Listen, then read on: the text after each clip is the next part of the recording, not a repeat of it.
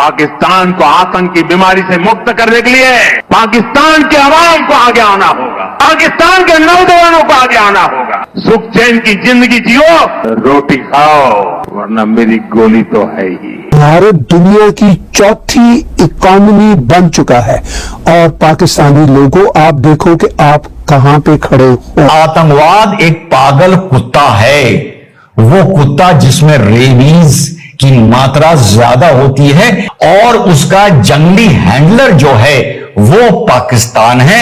और अगर जंगली हैंडलर को काबू नहीं किया गया तो इस तरह के पागल कुत्ते वो पैदा करता रहेगा। इंडिया इतना मजबूत है या भारत की फौज इतनी मजबूत है कि पाकिस्तान जो है वो फतह कर लिया जाएगा। किया था कि मेरा सेंटीमेंट ये था कि ये अटैक 2 दिन हमारी आर्म्ड फोर्सेस को और देना चाहिए था, और ये मेरा सेंटीमेंट नहीं, पूरे हिंदुस्तान का सेंटीमेंट है। भारत को इस बात की फिक्र भी आज की तारीख में नहीं है कि तुम क्या सोचते हो पाकिस्तान क्या कर रहा है और तुम्हारे संबंध क्या है पाकिस्तान से। और हम अगर पाकिस्तान को कूटेंगे, तुम्हें अच्छा लगे या बुरा लगे, हमें इस बात की परवाह नहीं है। अब पाकिस्तानी जो डीजीएमओ है, इन्होंने कॉल की, ये एक अनडिस्प्यूटेड फैक्ट है। जब बात हो गई तो पाकिस्तान रुक गया, खामोश हो गया, लेकिन भारत ने 1 घंटे का टाइम लिया था।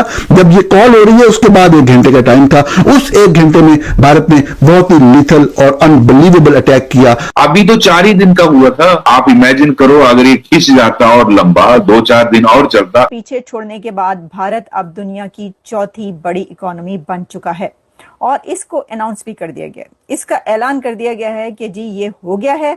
और ये कब हुआ है? ये उस वक्त हुआ है कि पाकिस्तान से जंग लड़ने के बाद भारत चौथी बड़ी इकोनॉमी बन गया। अब लोग ये कह रहे हैं कि पाकिस्तान से जंग के बाद भारत दुनिया की 4th लार्जेस्ट इकोनॉमी बन गया।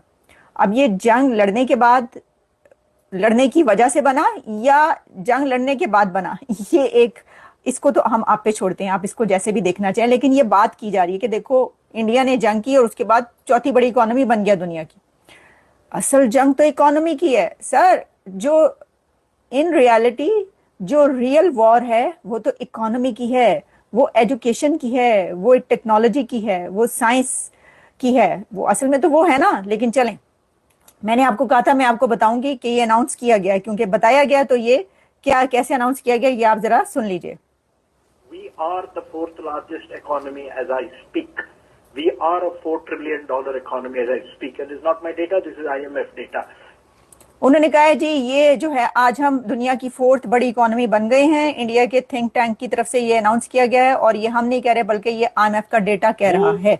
बहुत ज्यादा फॉरेन इन्वेस्टर के ऊपर डिपेंडेंट है, लेकिन इंडिया के अंदर इंडिया ने इतने बड़े बड़े इन्वेस्टर्स भी बनाए हैं जो अब इंडिया के कहने के ऊपर दूसरों मुल्कों में जाके इन्वेस्टमेंट करते हैं। आप अदानी की बात लें, आप अंबानी की बात लें, आप जिंदल्स, मित्तल्स, टाटास, ये सारे जितने लोग हैं, ये सिर्फ ये नहीं है कि इंडियन हुकूमत बाहर वालों को कहती है यहाँ पे इन्वेस्ट करो, ये भी अपने लोगों को कहते हैं कि पाकिस्तान को सऊदी अरब ने करारा तमाचा जड़ा है। तमाचा भी ऐसा कि उसकी गूंज इस्लामाबाद तक सुनाई दी। पाकिस्तानी पीएम शहबाज शरीफ ने सऊदी क्राउन प्रिंस मोहम्मद बिन सलमान के सामने कश्मीर का रोना रोया, मगर सऊदी अरब ने पाकिस्तान को नसीहत देते हुए अपना रुख साफ कर दिया। मसले कश्मीर पर बात करते हुए दोनों रहनुमाओं ने मसले के पुरअमन हल के लिए पाक भारत मुज़ाकरात की जरूरत और अहमियत पर जोर दिया।